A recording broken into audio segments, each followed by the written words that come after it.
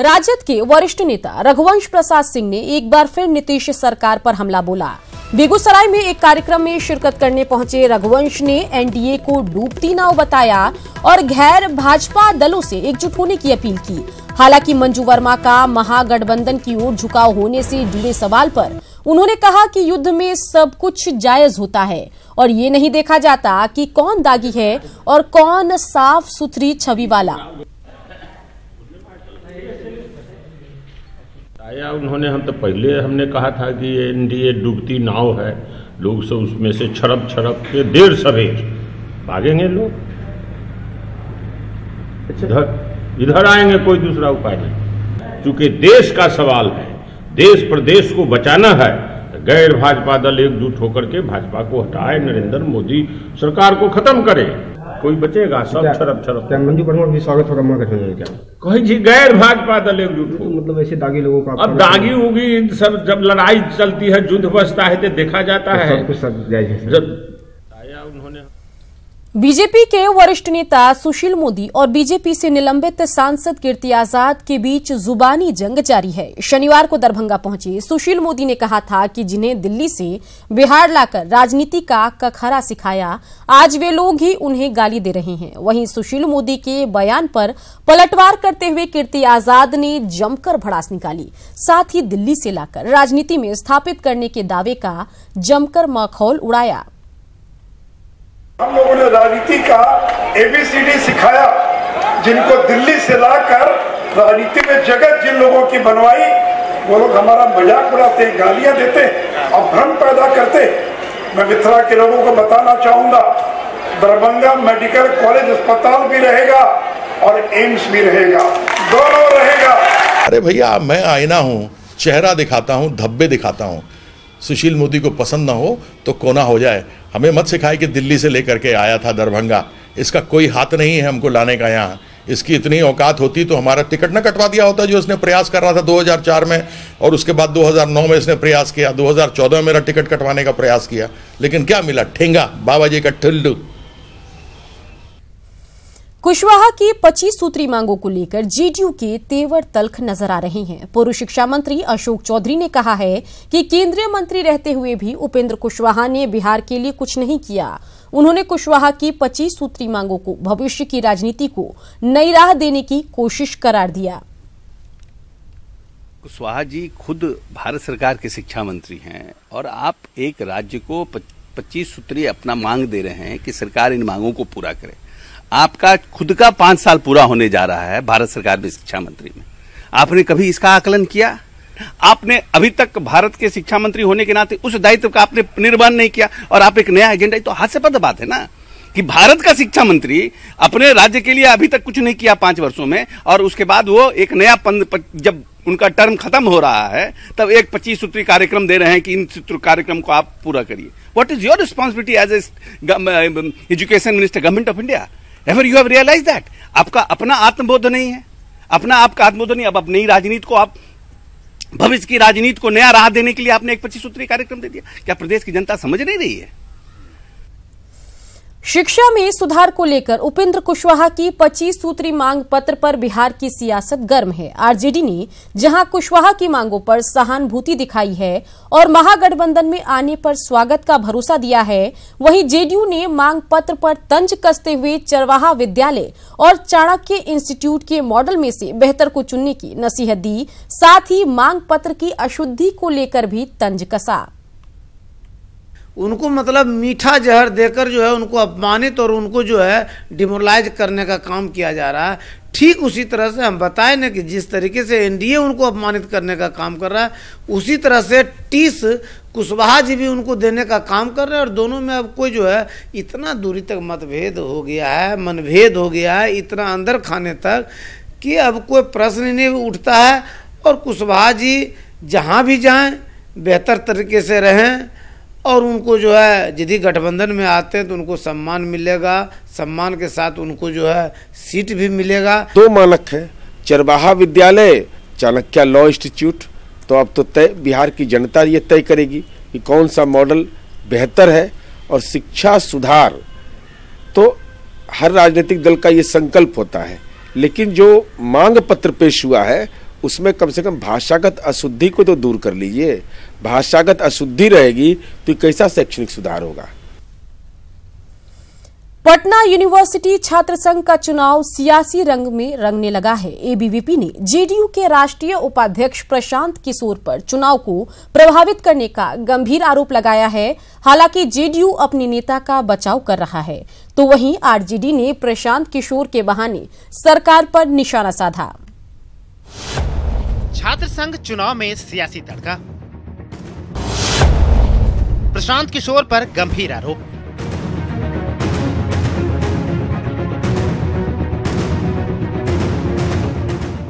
पटना विश्वविद्यालय छात्र संघ चुनाव को सियासी दलों ने प्रतिष्ठा का सवाल बना दिया है।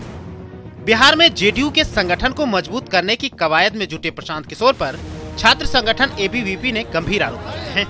एबीवीपी का कहना है कि प्रशांत किशोर छात्र संघ चुनाव को प्रभावित कर रहे हैं। शुक्रवार की रात एबीवीपी कार्यालय में छापेमारी और पूर्व छात्र संघ के अध्यक्ष की पिटाई को एबीवीपी के सदस्य प्रशांत किशोर की साजिश बता रहे हैं। क्या लगता है आपको कि किसके इशारे पर ये छापा? यह पूर्णतः सरकार के इशारे पर है। लोग कह रहे हैं कि आज मतलब जो हमारे प्रशांत किशोर जी हैं यूनिवर्सिटी घूम रहे हैं, मतलब इस तरह का नहीं होना बहुत निंदनीय घटना है। मैं उनसे भी निवेदन करता हूं कि छात्र का चुनाव है, छात्र तक ही रहे। पार्टी के राष्ट्रीय उपाध्यक्ष पर छात्र संगठन के गंभीर आरोप पर जेडीयू डिफेंसिव मोड में है। जेडीयू के नेता छात्र संघ के सदस्यों को नसीहत दे रहे हैं कि कैंपस को अखाड़ा न बनाया जाए। आरोप लगाने से कोई नहीं होगा ना, कोई साक्ष्य देना चाहिए ना, किसी के बारे में कोई आरोप लगाने दे होगा नहीं। ये मारपीट की घटना दुखद हुई है, ऐसी घटनाओं से नई पीढ़ी को बचना चाहिए। एबीवीपी के आरोप पर जेडीयू अपने नेता का लाख बचाव करे, लेकिन मुख्य विरोधी आरजेडी ने इस बहाने सीएम नीतीश पर निशाना साधा है। आरजेडी का कहना है कि बिहार के सभी बड़े नेता छात्र राजनीति से चमके हैं। ऐसे में छात्र संघ के चुनाव में सियासी दलों को दखल देने से बचना चाहिए। प्रशांत किशोर जिस तरह से छात्रों को अपमानित करने का काम कर रहा है, उनके स्वायत्तता पर, उनके स्वतंत्रता पर जो वह डंडा पुलिस का बरसाने का काम कर रहा है, यह जो है बर्दाश्त नहीं करेगा। पटना विश्वविद्यालय में 5 दिसंबर को छात्र संघ का चुनाव होना है। इस चुनाव में जिस तरह से चुनावी रणनीतिकार प्रशांत किशोर का नाम आ रहा है, उससे साफ है कि जेडीयू अपनी जड़ों को मजबूत करने में जुट गया है। अब देखना होगा कि मोदी और नीतीश के लिए चुनावी रणनीति बना चुके प्रशांत किशोर को पटना विश्वविद्यालय में कितनी सफलता मिलती है। नीलकमल, न्यूज़ 18, पटना। बिहार में पूर्ण शराबबंदी के बावजूद शराब का अवैध कारोबार जारी है। अब विपक्ष सवाल खड़ा करता है, शराबबंदी को फेल बताता है, पुलिसिया मिलीभगत का आरोप भी लगाता है। लेकिन सवाल है कि क्या अवैध शराब के धंधे को रोकने के लिए सरकार ने कुछ किया है या नहीं, या फिर शराबबंदी मात्र दिखावा है। 1 अप्रैल 2016 को बिहार में पूर्ण शराबबंदी लागू हुई। शराब पीने और शराब बेचने पर सख्त प्रतिबंध लगा दिया गया, लेकिन शराबबंदी लागू होते ही शराब का अवैध कारोबार भी शुरू हो गया। हालांकि पुलिस प्रशासन ने इस अवैध धंधे और धंधेबाजों के खिलाफ कार्रवाई की और अब तक 1,34,176 लोगों को पकड़ा गया। 11,472 दोपहिया और 6,169 चार पहिया वाहन जब्त किए गए। 1,286 निजी भवन और 202 व्यावसायिक भवन को सील कर दिया गया। 39,62,33 लीटर देशी और विदेशी शराब जब्त की गई। 23,36,163 लीटर जब्त शराब को विनष्ट भी किया जा चुका है। और इस पूरी कार्रवाई के दौरान 95,764 कांड दर्ज किए गए। इतनी सख्त कार्रवाई के बाद भी शराब के अवैध कारोबार पर लगाम न लगाया जा सका। आरोप ये लगते रहे कि पुलिस की मिलीभगत से ये सब कुछ चल रहा है। अब सवाल है, क्या दोषी पुलिस वालों पर कार्रवाई नहीं हुई? तो इसका जवाब पुलिस मुख्यालय के आंकड़ों से ही जान लेते। अब तक 33 पुलिसकर्मियों के साथ साथ 15 पुलिस पदाधिकारी और 2 सैप के जवान को सेवा से बर्खास्त किया जा चुका है। वहीं 192 पुलिस पदाधिकारी और 141 पुलिसकर्मी को निलंबित भी किया जा चुका है। साथ ही 25 पुलिस पदाधिकारी ऐसे हैं जो अगले 10 साल तक किसी भी थाने में बतौर एसएचओ तैनात नहीं होंगे, क्योंकि इसके अंदर बहुत बड़ी मात्रा में पैसा भी इन्वॉल्व है, लालच भी इन्वॉल्व है, जिसकी वजह से जो है कुछ घटनाएं प्रकाश में आती हैं और उस पर कार्रवाई भी होती है।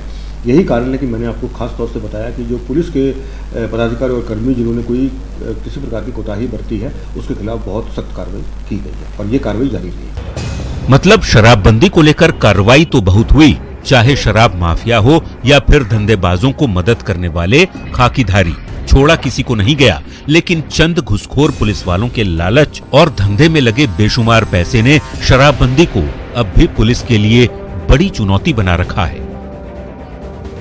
न्यूज़ 18 के लिए पटना से अमित कुमार की रिपोर्ट। अब बात बदहाल स्वास्थ्य व्यवस्था की। 1.5 साल पहले औरंगाबाद सदर अस्पताल में आईसीयू का उद्घाटन हुआ था। तब लोगों को उम्मीद जगी थी कि गंभीर मरीजों को बेहतर इलाज के लिए बाहर नहीं जाना पड़ेगा, लेकिन उद्घाटन के बाद सदर अस्पताल में आईसीयू शुरू हुआ ही नहीं।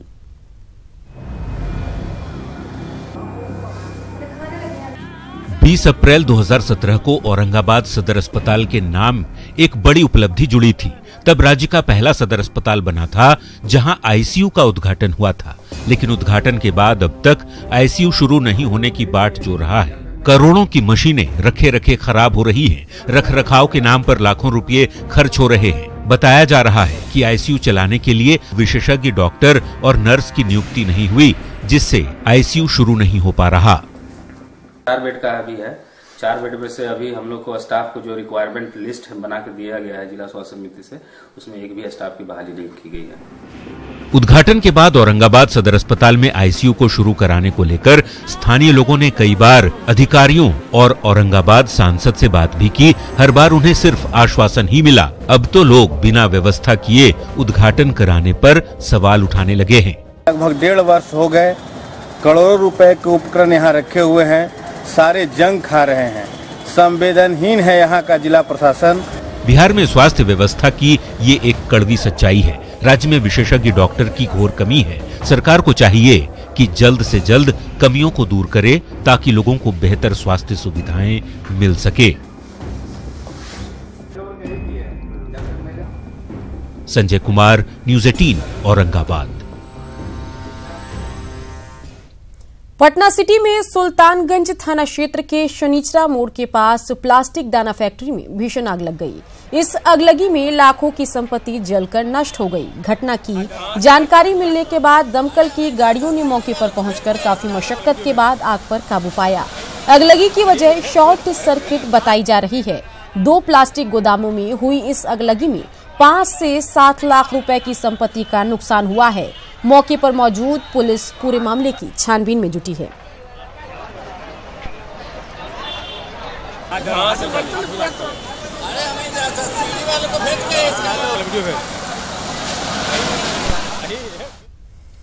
बिहार में सड़क हादसा थमने का नाम नहीं ले रहा। पिछले 1 हफ्ते में सड़क हादसे में कईयों को अपनी जान गंवानी पड़ी। ताजा मामला भोजपुर के कोइलवर थाना क्षेत्र का है, जहां चनपुरा गांव के पास कोइलवर छपरा मुख्य मार्ग पर बाइक सवार एक वृद्ध व्यक्ति को बेलगाम ट्रक ने रौंद दिया, जिससे वृद्ध की मौके पर ही मौत हो गई। हादसे के बाद आक्रोशित लोगों ने सड़क जाम कर दिया और कई गाड़ियों में तोड़फोड़ की। स्थानीय लोग मृतक के परिवार वालों को मुआवजा देने की मांग कर रहे हैं। परिजनों के मुताबिक उमेश सिंह अहले सुबह बक्सर प्रवचन सुनने जा रहे थे, तभी हादसे का शिकार हो गए। इधर जाम के कारण सड़क पर वाहनों की लंबी कतार लग गई है।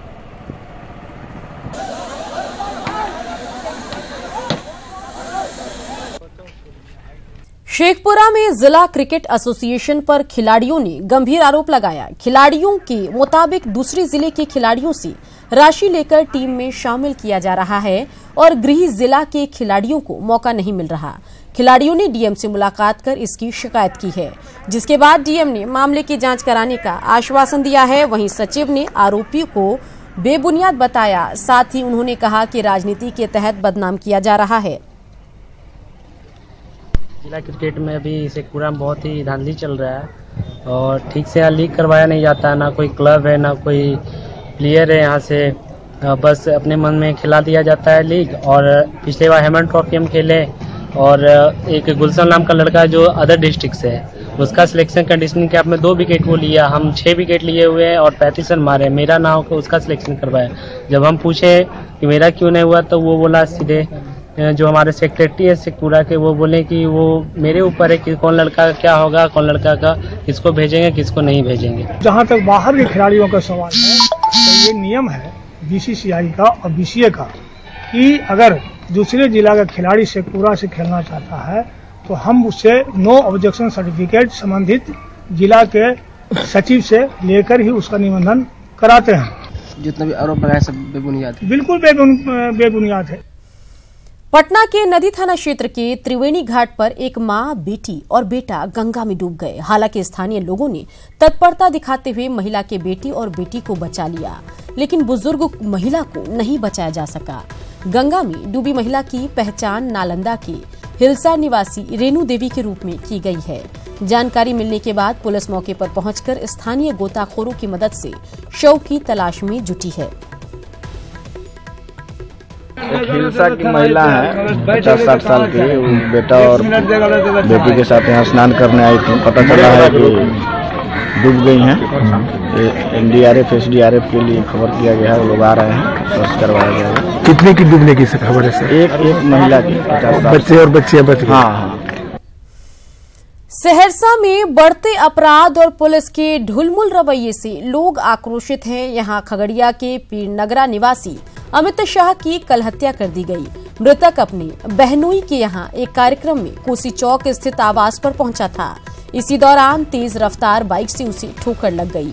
इससे उपजे विवाद में बाइक सवार 3 अपराधियों ने उसे गोली मार दी, जिसके बाद अस्पताल ले जाने के दौरान उसकी मौत हो गई।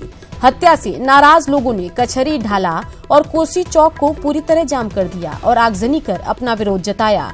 लोगों का आरोप है कि 5 महीने में कोसी चौक पर यह तीसरी हत्या है और पुलिस लापरवाह बनी हुई है। लोगों ने कोसी चौक पर पुलिस कैंप बनाने की मांग की है। सबसे पहले यहाँ अपराध तो सीमा पे है। ये प्रशासन अपना दारू खोने में मस्त लगे हुए हैं। यहाँ 6 महीने में लगभग 3 मौतें हो चुकी है हमारे कोसी चौक के एरिया में और लगभग 3-4 घटनाएं हो चुकी है जो प्रशासन को भी मालूम है। वो भी जानते हैं अभी शहर में सबसे असुरक्षित जगह कोसी चौक ही है, जो पहले बहुत ही स्वच्छ रहा करता था। अभी पता नहीं नए चेहरे कहाँ से आ जाते हैं, हम लोग किसी को पहचानते नहीं हैं। हम लोग की मांग है जो जब तक यहाँ पुलिस चौकी नहीं होगी कोसी कॉलोनी में, इसके लिए सरकारी ज़मीन और क्वार्टर भी है खाली, वहाँ भी वो दे सकते हैं। तो हम लोग की मांग है जो यहाँ प्रशासन 24 घंटे मौजूद रहे, नहीं तो ये अनवरत जारी रहेगा हम लोग का आंदोलन।